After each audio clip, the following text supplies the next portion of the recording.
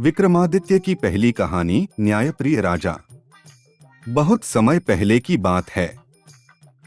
उज्जैनी के महान सम्राट विक्रमादित्य अपनी न्यायप्रियता और बुद्धिमानी के लिए पूरे राज्य में प्रसिद्ध थे। वे हर रात अपने सिंहासन से उठकर नगर का भेष बदलकर घूमते थे ताकि अपनी प्रजा के सुख दुख को समझ। रहस्यमयी साधु। एक दिन जब राजा विक्रमादित्य दरबार में बैठे थे, एक साधु वहां आया। साधु के हाथ में एक चमकती हुई फल जैसी वस्तु थी।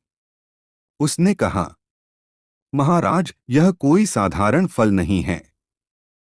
इसे मैं हर दिन आपको दूंगा, पर आप इसे स्वयं नहीं खाएंगे।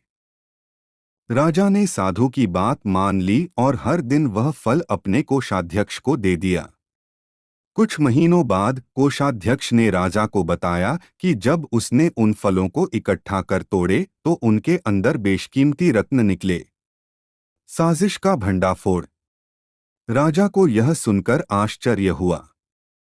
वह जानना चाहते थे कि साधु का असली उद्देश्य क्या है।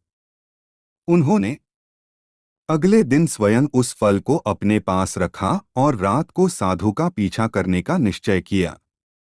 रात होते ही राजा साधारण वेश में साधु के पीछे चल दिए। साधु एक श्मशान घाट पर पहुंचा और वहां कुछ रहस्यमयी मंत्रों का जाप करने लगा। तभी राजा ने देखा कि वहां एक बड़ा दानव प्रकट हुआ। दानव ने साधु से कहा, मुझे और अधिक रत्न चाहिए, जल्दी करो। राजा समझ गए कि साधु एक दुष्ट तांत्रिक है जो उनकी परीक्षा ले रहा था। राजा ने तुरंत अपनी तलवार निकाली और तांत्रिक को ललकारा। एक भीषण युद्ध हुआ, लेकिन राजा ने अपनी वीरता से उस तांत्रिक का अंत कर दिया। न्याय की जीत। अगले दिन राजा ने दरबार में घोषणा की कि कोई भी राजा को बिना कारण मूल्यवान वस्तुएं न दे और प्रजा को सचेत किया कि अंधविश्वास में न फंसे। विक्रमादित्य की न्यायप्रियता और चतुराई से उनका राज्य सुरक्षित रहा और उनकी प्रसिद्धि और भी बढ़